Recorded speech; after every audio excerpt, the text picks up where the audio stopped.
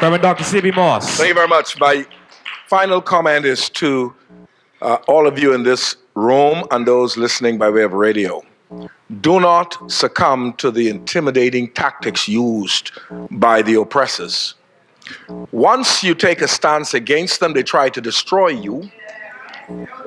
They say all manner of wicked things against you.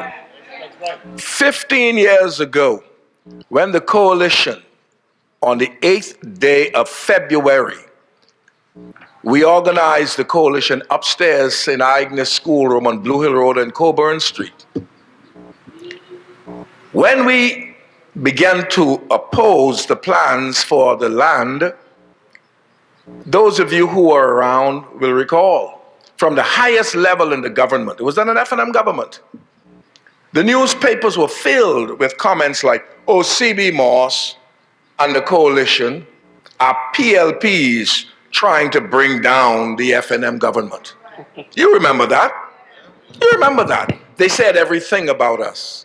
Now that we are fighting for the Sea Park, they're saying C.B. Moss and the coalition are F&Ms. And they're trying to bring down the PLP government. You see how stupid they think we are? They divide it into politics. And they know that many of us, as soon as that begins to happen, we become intimidated and we run for cover.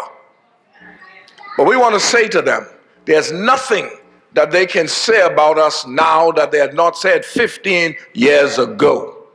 And we are still standing. And we will continue to stand. Don't be intimidated. They can do you nothing. Because once they've lied on you, they cannot do anything else. But folks, we're in the midst of celebrating the 41st year of anniversary of our nation. In 1967, when we attained majority rule, we had a little big nation that was pregnant with potential and possibilities. Those of us who are around, we envisage a nation that was going to be second to none on the face of God's earth. We attained our independence in 1973. And here, 41 years later, 41 short years later, that pregnancy is about to be aborted. The dreams, the possibilities, the potential that existed is about to be aborted, leaving us empty with nothing. We must not allow that to happen. For the sake of our children and our grandchildren, we must not allow that to happen.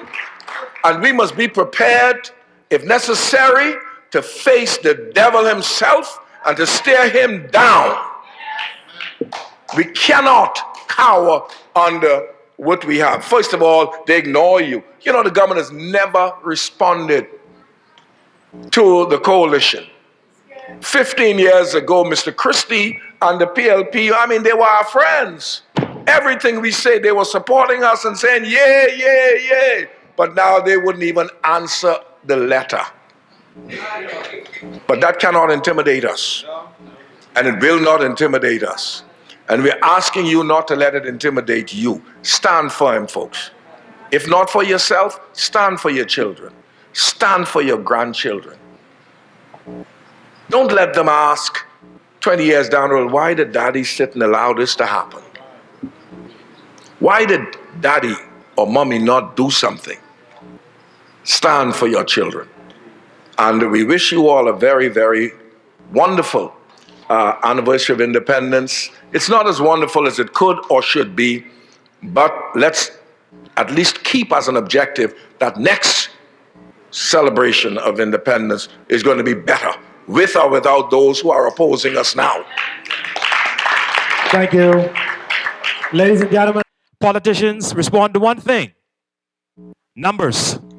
That's what gets them in and gets them out. The more of you that can call the show on the radio, the more of you that can pressure them, you will be surprised how quickly they will respond. Will you let them take your things?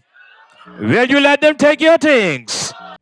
Call the Prime Minister house. His number should be in the book. Don't let him have a restful night's sleep anymore. If you call him all night tonight, this thing will be stopped tomorrow. You don't think I'm joking? Call him tonight.